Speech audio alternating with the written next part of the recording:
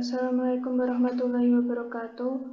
Kami dari kelompok 3 ingin mempresentasikan tentang konflik masyarakat dan perusahaan perkebunan.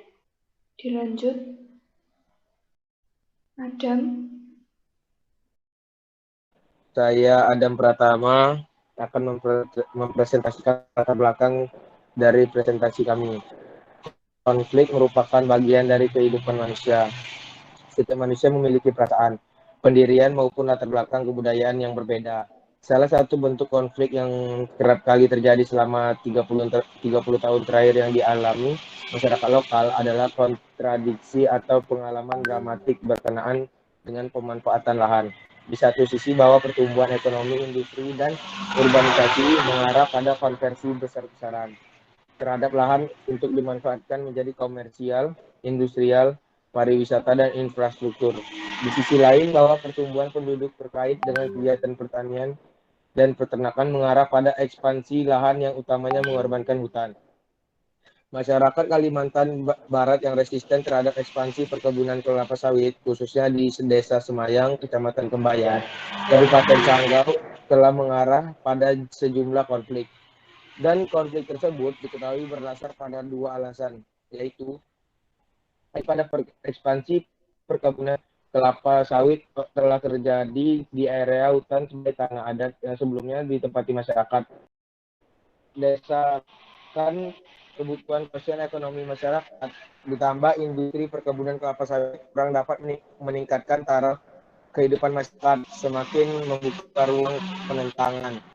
Kondisi yang dirasakan masyarakat di kala perusahaan perkebunan memperoleh lahan masyarakat dengan kompensasi bahwa bagi anggota masyarakat yang menyerahkan lahan kebun dengan luas yang telah ditentukan setelah masa tanam 4 tahun dengan membayar kredit, sedangkan luas kebun lainnya dikonversikan untuk pembangunan infrastruktur seperti jalan, kantor, dan pos jaga. Kondisi faktual yang terjadi bahwa perkebunan justru mengancam budaya tradisional dan ketahanan pangan masyarakat. Dikala terjadi takeover dari perusahaan sehingga menjadi pemicu konflik sosial antara masyarakat desa setempat dan pekerja perkebunan maupun pihak perusahaan sawit, serta mengarah pada pelanggaran hak asasi manusia. Perjuangan lokal masyarakat desa ini juga merupakan bagian dari tren investasi lahan dalam rangka mengamankan kepentingannya atau suplai makanan dengan konsekuensi drastik bagi masyarakat. Terima kasih. Di sini saya Lulusiani dengan NIM 23028 ingin menjelaskan tentang penyebab adanya konflik yang terjadi antara masyarakat dan perusahaan perkebunan. Pertama, menuntut ganti rugi lahan. Kedua, perjanjian pola kemitraan yang dinilai diingkari salah satu pihak. Ketiga, lahan masyarakat masuk ke dalam area konsesi perusahaan.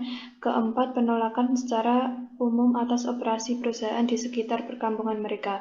Adapun konflik masyarakat dan perusahaan perkebunan yang paling sering ditimbulkan karena adanya kebijakan pemberian izin oleh pemerintah atau pusat maupun daerah, yang tanpa terlebih dahulu meminta persetujuan dari masyarakat. Kebijakan tata ruang yang tidak mengakomodir keberadaan ruang-ruang hak masyarakat. Kebijakan tata ruang yang tidak mengakomodir keberadaan ruang-ruang hak masyarakat. Selain itu, juga dipicu oleh ketidakjelasan hak antara klaim tradisional masyarakat tempatan atau adat berupa tanah adat, ulayat, atau turun-temurun, dengan kawasan yang menjadi dominan negara baik berupa kawasan hutan atau berupa hutan produksi, hutan lindung, dan hutan konservasi, maupun non-hutan yang diperuntukkan bagi pengembangan sektor perkebunan yang rata-rata dipercayakan hak kelolanya kepada swasta, terkecuali protes dan penolakan masyarakat terhadap operasi perusahaan yang disebabkan oleh adanya pembatasan akses masyarakat akibat ditetapkannya kawasan menjadi kawasan lindung maupun konservasi yang tanpa melalui pertimbangan keberlangsungan keberlanjutan sumber-sumber kehidupan masyarakat sekitar. Dilanjut, Jeffrey. Oke, solusi atau strategi untuk mengatasi masalah. Untuk menyuarakan keluhan masyarakat menggunakan strategi bervariasi mulai akomodatif hingga konfrontatif.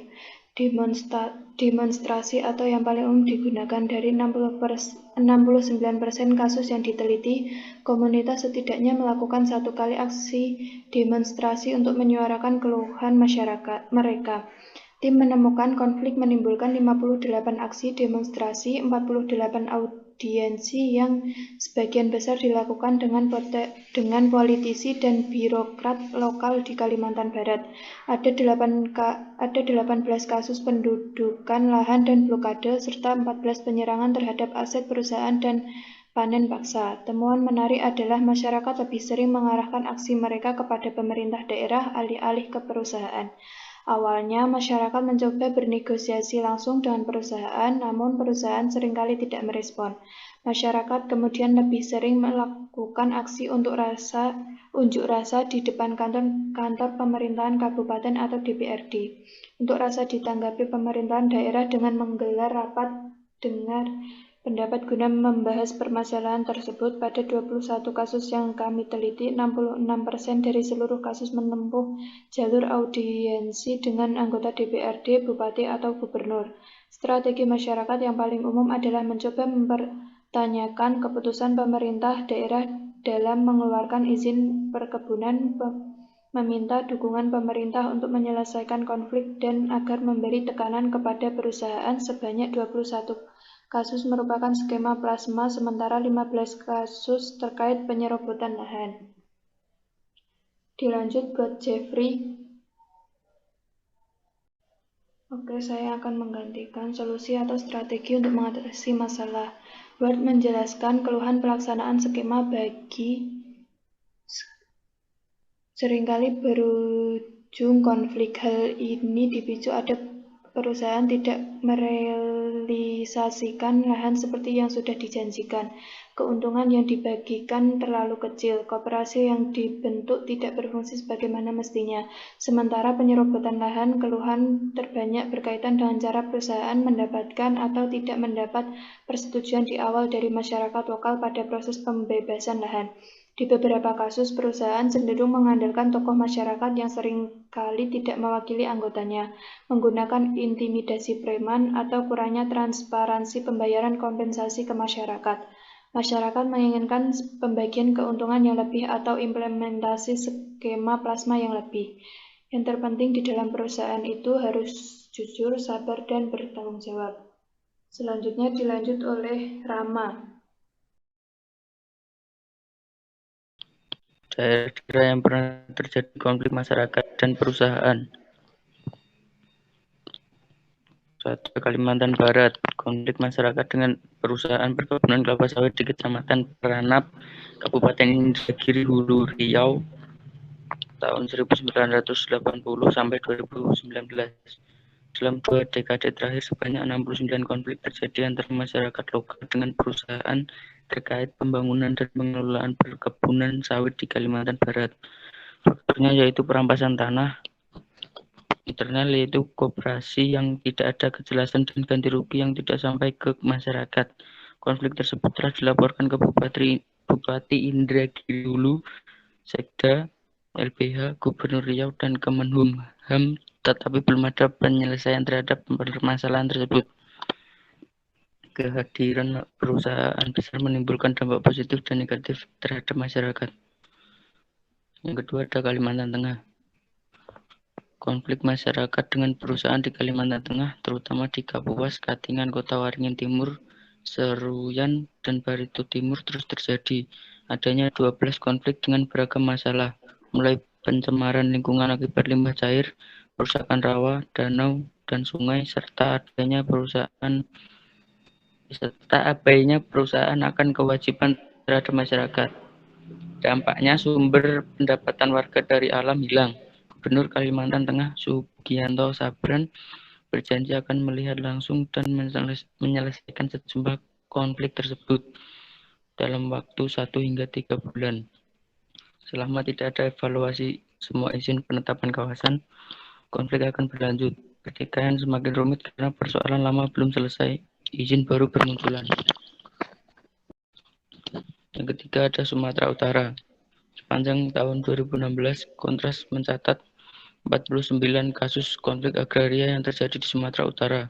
Jumlah ini meningkat 16 kasus dari tahun 2015, 33 kasus. Dari 49 kasus tersebut, sebanyak 72 orang mengalami luka, 17 orang diskriminalisasi, dan 1 orang meninggal. Demikian pernyataan Kontras Sumut yang diterima Marta Benius melalui siaran persnya. Kontras 20 Januari 2016. Menurut Malik, ada beberapa faktor yang dapat menyebabkan konflik dalam masyarakat, di antaranya 1. Pembenturan dan pendirian perasaan individu. Setiap individu memiliki pendirian dan perasaan yang berbeda-beda antara individu satu dengan individu lainnya. 2. Adanya benturan perbedaan latar belakang budaya. Latar belakang sosial budaya masyarakat yang berbeda antara satu dengan lainnya juga dapat menjadi faktor penyebab konflik. Perbedaan ini akan mempengaruhi pola pikir, sikap, dan perilaku keluarga, kelompok, dan masyarakat. Dilanjut, Yohana. Dampak adanya konflik masyarakat dan perkebunan perusahaan. Sebagai contoh, kami ambil dari Desa Serapat yang terletak di Provinsi Kalimantan Tengah. Sebelumnya, warga Desa Serapat bertani padi dan sayuran, menggunakan air sungai untuk minum, memancing, dan mandi di sungai, menyadap karet, dan mencari bahan bangunan di hutan. Namun hal tersebut berubah ketika tahun 2007, sebuah perusahaan kelapa sawit mulai beroperasi di wilayah tersebut. Awalnya, pemuka masyarakat sepakat menolak adanya rencana pengembangan kelapa sawit. Tetapi perusahaan tersebut tetap saja melakukan pembukaan lahan hutan dan pertanian bagi kelapa sawit. Ada 2 dampak dalam hal tersebut, yaitu dampak negatif. Semenjak perkebunan kelapa sawit berjalan, sungai mulai tercemar akibat pupuk, pestisida, serta limbah lainnya. Hasilnya, sungai tersebut tidak layak digunakan oleh manusia untuk menangkap ikan, mandi, hingga kebutuhan lainnya. Mayoritas penduduk desa tersebut harus kehilangan tanah yang sebelumnya merupakan sumber penghasilan mereka. Mereka juga yang dulunya berprofesi sebagai petani dan nelayan, kini beralih menjadi buruh harian di perkebunan kelapa sawit. Sebagian besar bergantung kepada pasar yang memenuhi kebutuhan dasar mereka. Dampak positif. Dalam sebuah penelitian yaitu Institute for Economic, Social, dan Cultural Rights membandingkan kesejahteraan 12 desa di Sumatera, Sulawesi, dan Kalimantan. Hasilnya dari beberapa desa yang menanam kelapa sawit, penduduk desa tersebut memang memiliki pendapatan yang lebih tinggi. Namun, akses ke makanan, air, dan kesehatan lebih rendah daripada desa yang tidak menanam komoditas tersebut. Kelompok akademis internasional juga membandingkan tingkat kesejahteraan di berbagai jenis desa di Kalimantan dan mendapatkan hasil temuan serupa dengan hal tersebut. Dilanjut, Andro. Baik, perkenalkan, nama saya Pierre Lian Romboro Panyonggang, NIM 22623. Rekomendasi 1. Optimalisasi pemanfaatan tenaga kerja yang berasal dari desa-desa yang berbatasan dengan kebun, percobaan Balai Penelitian Sembawa, agar diharapkan terjalin hubungan yang menguntungkan dari kedua belah pihak. 2. Agenda CD atau Community Development Balai Penelitian Sembawa menekankan program-program peningkatan kemampuan masyarakat, khususnya dalam kegiatan perkebunan karet, dan dilakukan secara berkelanjutan sehingga menyesuaikan dengan tugas Balit Sembawa sebagai lembaga penelitian tanaman karet. 3. Masyarakat desa Sejagung dan Balai Penelitian Sembawa saling bekerjasama dalam menjaga kondisi dan situasi dengan menjaga komunikasi antara kedua belah pihak. 4. Peran pemerintahan yang lebih aktif dalam memonitoring kegiatan perkebunan besar yang berbatasan dengan perkebunan rakyat sebagai langkah preventif dan meminimalisir terjadinya konflik lahan perkebunan seperti di Desa Sejagung. Sekian. Sekian presentasi dari kelompok 3. Bila ada kekurangan dalam penjelasan materi dalam presentasi ini, mohon maaf. Sekian dari kami. Wassalamualaikum warahmatullahi wabarakatuh.